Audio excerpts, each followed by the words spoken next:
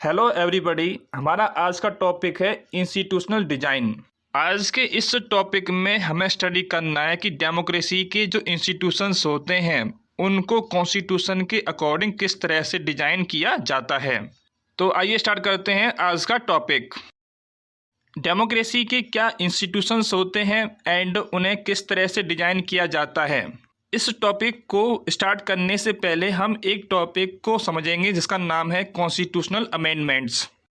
Constitutional amendment को हिंदी में कहा जाता है संवैधानिक संशोधन। इट मीन्स संविधान का संशोधन। संशोधन का मतलब होता है चेंज करना। तो कॉन्स्टिट्यूशन के प्रोविजंस में जो भी चेंजेस किए जाते हैं उसको हम कहते हैं अमेंडमेंट्स। सबसे पहले हम कॉन्स्टिट्यूशनल अमेंडमेंट की डेफिनेशन को स्टडी करेंगे। ए change in the constitution made by the supreme legislative body यानी कि parliament is called constitutional amendment. हमारे देश की जो सुप्रीम लेजिस्लेटिव बॉडी है यानी कि जो पार्लियामेंट है उसके द्वारा जो कॉन्स्टिट्यूशन के अंदर चेंज किया जाता है उसको हम कहते हैं कॉन्स्टिट्यूशनल अमेंडमेंट। सिंपल वर्ड्स में कहा जाए तो कॉन्स्टिट्यूशन के अंदर जो भी चेंजेस किए जाते हैं उसको हम कहते हैं कॉन्स्टिट्यूशनल अमेंडमेंट। अब हमको स्टडी करना है कॉन्स्टिट्यूशनल अमेंडमेंट्स की क्या नीड्स है, इसकी क्या इम्पोर्टेंस है। इस टॉपिक के अंदर हमें स्टडी करना है कि जो हमारे कॉन्स्टिट्यूशन मेकर थे उन्होंने कॉन्स्टिट्यूशन के अंदर अमेंडमेंट का प्रोविज़न को क्यों रखा है।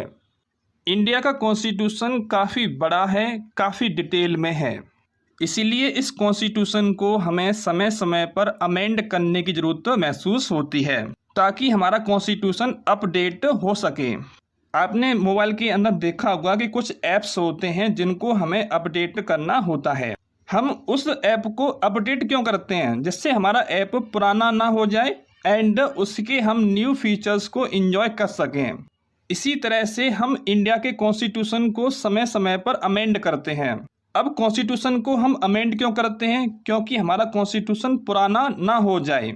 समय के साथ साथ हमारी सोसाइटी के अंदर एंड वर्ल्ड के अंदर चेंजेस आते रहते हैं, तो हमको भी उन्हीं चेंजेस के अकॉर्डिंग चलना चाहिए। अगर हम कॉन्स्टिट्यूशन में चेंज नहीं करेंगे तो दूसरे देशों की तुलना में हमारा कॉन्स्टिट्यूशन काफ़ी पुराना हो जाएगा। इसीलिए हमें इस कॉन्स्टिट्यूशन को समय समय पर अमेंड करने की ज़रूरत महसूस होती है ताकि हम अपडेट रह सकें। हमारे कॉन्स्टिट्यूशन मेकर्स सोचते थे कि हमारा कॉन्स्टिट्यूशन लोगों की एस्पिरेशन एंड सोसाइटी के अंदर जो चेंजेस आ रहे हैं उसके अकॉर्डिंग होना चाहिए। फॉर एग्जांपल हमारा कॉन्स्टिट्यूशन को बने हुए आज 70 ईयर्स से ज़्यादा का समय हो चुका है। उस समय लोगों की जो एस्पिरेशन थी एंड सोसाइटी की जो नीड्स थी हमने उसके अकॉर्डिंग कॉन्स्टिट्यूशन को बनाया था। अब ऐसा तो पॉसिबल नहीं है कि 70 ईयर्स में सोसाइटी के अंदर कोई भी चेंजेस ना आए। 70 ईयर्स पहले हमारे सोसाइटी की नीड्स, हमारे देश की नीड्स कुछ और थीं एंड आज की डेट में हमारी सोसाइटी की नीड्स, हमारे देश की नीड्स कुछ और हैं। तो हमें उसके अकॉर्डिंग कॉन्स्टिट्यूशन के अंदर चेंज करना पड़ेगा, नहीं तो हमारा कॉन्स्टिट्यूशन एक पुराना कॉन्स्टिट्यूशन हो जाएगा एंड लोग उसको नहीं मानेंगे। लोग कहेंगे ये तो पुराना कॉन्स्टिट्यूशन है, इसमें कुछ भी नया नहीं है। इसीलिए हमें कॉन्स्टिट्यूशन को अपडेट करने की ज़रूरत महसूस होती है। हमारे कॉन्स्टिट्यूशन मेकर्स ने इसे एक सैक्रेड डॉक्यूमेंट नहीं माना। सैक्रेड का मतलब होता है पवित्र। इट मीन्स हमारा कॉन्स्टिट्यूशन इतना पवित्र नहीं है कि हम इसमें कुछ भी चेंजेस ना कर सकें। जैसे आपने देखा होगा गीता, रामायण, महाभारत ये एक पवित्र ग्रंथ होते हैं, इनमें चेंजेस हम कर नहीं सकते हैं, लेकिन हमारा कॉन्स्टिट्यूशन इतना पवित्र नहीं है कि हम इसमें चेंजेस ना कर सकें। इसी तरह से हमारा कॉन्स्टिट्यूशन इतना स्थायी नहीं है कि हम इसके अंदर चेंज ना कर सकें। अगर हमारे कॉन्स्टिट्यूशन मेकर्स ने इसे एक स्थायी डॉक्यूमेंट बना दिया होता तो आज हमारा कॉन्स्टिट्यूशन एक पुराना कॉन्स्टिट्यूशन हो चुका होता, क्योंकि हम उसमें कुछ चेंजेस कर ही नहीं सकते थे। तो क्या होता, हमारा कॉन्स्टिट्यूशन के अंदर जो रूल्स लिखे हुए थे 70 ईयर्स पहले, आज भी हम उन्हीं को फॉलो करते हुए चले आते हैं। लेकिन ऐसा नहीं है, हम कॉन्स्टिट्यूशन के अंदर चेंजेस कर सकते हैं। इसी तरह से हमारा कॉन्स्टिट्यूशन अनअल्टरेबल भी नहीं है। इसका मतलब है कि हमारा कॉन्स्टिट्यूशन इस प्रकार का नहीं है कि हम उसके अंदर चेंज ना कर सकें। तो इन्हीं सब वजह से हमारे कॉन्स्टिट्यूशन मेकर्स ने कॉन्स्टिट्यूशन के अंदर अमेंडमेंट का प्रोविज़न रखा था कि समय समय पर हम इसके अंदर चेंजेस कर सकें। कॉन्स्टिट्यूशन के अंदर अमेंडमेंट का प्रोविजन क्यों रखा गया था? जिससे हमारा कॉन्स्टिट्यूशन अपडेट बना रहे। हमारा नेक्स्ट टॉपिक है इंस्टीट्यूशनल डिजाइन। इस टॉपिक के अंदर हमें स्टडी करना है कि डेमोक्रेसी के क्या इंस्टीट्यूशंस होते हैं एंड उनको किस तरह से डिजाइन किया जाता है। डेमोक्रेसी के अंदर parliament, president, prime minister, supreme court, high court, इन सब को यहाँ पर इंस्टीट्यूशंस कहा गया है। शॉर्ट में कहा जाए तो हम लेजिस्लेचर, एग्जीक्यूटिव एंड जुडिशरी को डेमोक्रेसी के इंस्टीट्यूशंस कहते हैं। इन सभी इंस्टीट्यूशंस को कॉन्स्टिट्यूशन के अकॉर्डिंग डिजाइन किया जाता है एंड ये सभी इंस्टीट्यूशन कॉन्स्टिट्यूशन के अकॉर्डिंग वर्क करते हैं। आपने प्रीवियस वीडियो में इंडिया के कॉन्स्टिट्यूशन के बारे में स्टडी किया। आपने इंडिया के कॉन्स्टिट्यूशन के क्या वैल्यूज़ हैं, इसकी क्या फिलॉसफी है, इसके बारे में स्टडी किया है। लेकिन इंडिया का जो कॉन्स्टिट्यूशन है वो जस्ट एक स्टेटमेंट नहीं है कि इसमें वैल्यूज़ लिखे हुए हैं और उसकी फिलॉसफी है। इट मीन्स इंडिया का कॉन्स्टिट्यूशन एक किताब नहीं है कि उसके अंदर वैल्यूज़ लिखे हुए हैं एंड उसके अंदर फिलॉसफी लिखी हुई है। इंडिया का कॉन्स्टिट्यूशन इन वैल्यूज़ को जो डेमोक्रेसी के इंस्टीट्यूशंस होते हैं उनमें अप्लाई करने की बात कहता है। इसका मतलब है कि इंडिया के अंदर जो इंस्टीट्यूशंस हैं वो कॉन्स्टिट्यूशन के वैल्यूज़ के अकॉर्डिंग वर्क करें। इस तरह का अरेंजमेंट करता है हमारा कॉन्स्टिट्यूशन।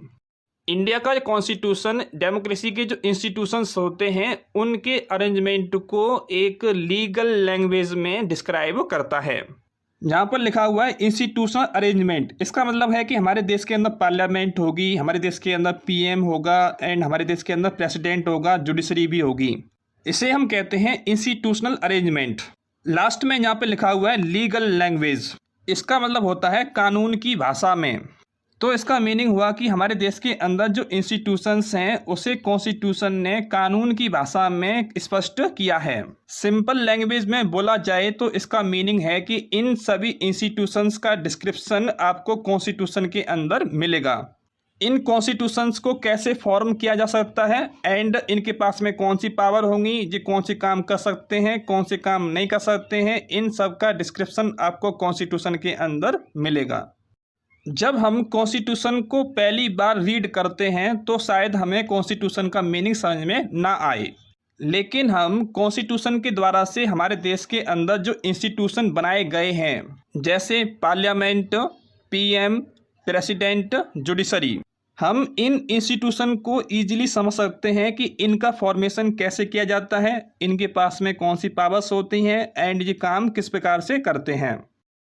दुनिया के दूसरे देशों के कॉन्स्टिट्यूशन की तरह हमारा कॉन्स्टिट्यूशन भी क्लियर करता है कि किस तरह से हम उन लोगों को चूज़ करेंगे जो हमारे देश में गवर्नमेंट को चलाएंगे।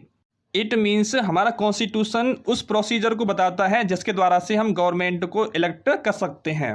इसके साथ साथ इंडिया का कॉन्स्टिट्यूशन बताता है कि किसके पास में कौन सी पावर होगी, कोई पर्सन किस डिसीजन को ले सकता है, कोई पर्सन किस डिसीजन को नहीं ले सकता है। इन सब को हमारा कॉन्स्टिट्यूशन क्लियर करता है।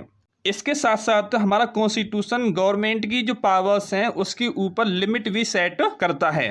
कॉन्स्टिट्यूशन गवर्नमेंट की जो पावर्स पर लिमिट सेट कैसे करता है, तो कॉन्स्टिट्यूशन गवर्नमेंट की पावर पर लिमिट सेट करता है सिटीजन्स को फंडामेंटल राइट्स प्रोवाइड कर कर। इन राइट्स को गवर्नमेंट छीन नहीं सकती है। डेमोक्रेसी के अंदर जो इंस्टीट्यूशंस हैं जैसे पार्लियामेंट, पीएम, प्रेसिडेंट, जुडिशरी, इन सब टॉपिक्स को हम नेक्स्ट चैप्टर्स में स्टडी करेंगे।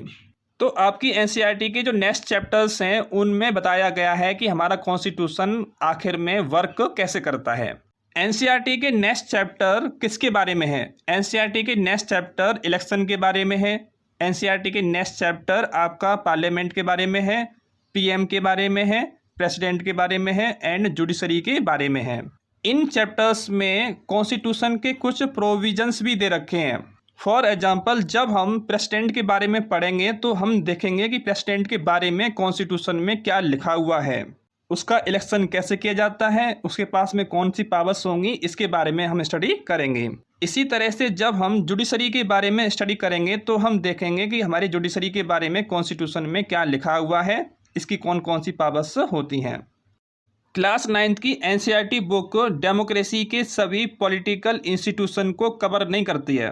इसके अलावा भी कुछ पॉलिटिकल इंस्टीट्यूशंस होते हैं जिसे हम क्लास 10th के अंदर स्टडी करेंगे। इसी के साथ हमारा आज का टॉपिक यहाँ पर एंड होता है। आज के इस वीडियो में आपने स्टडी किया था कॉन्स्टिट्यूशनल अमेंडमेंट के बारे में। कॉन्स्टिट्यूशनल अमेंडमेंट का मतलब होता है कॉन्स्टिट्यूशन के अंदर चेंज करना। फिर आपने एक टॉपिक और स्टडी किया था, उसका नाम था इंस्टीट्यूशनल डिजाइन। इसका मतलब था कि जो हमारा कॉन्स्टिट्यूशन है उसके वैल्यूज़ के अकॉर्डिंग हम अपने देश के अंदर इंस्टीट्यूशंस को डिजाइन करें। हमारे देश में जो इंस्टीट्यूशंस हैं उन्हें कॉन्स्टिट्यूशंस की वैल्यू के अकॉर्डिंग किस तरह से सेटअप किया गया है एंड वो काम किस तरह से करते हैं, इसे हम नेक्स्ट चैप्टर्स में स्टडी करेंगे। तो आज की वीडियो में सिर्फ इतना ही। Thank you.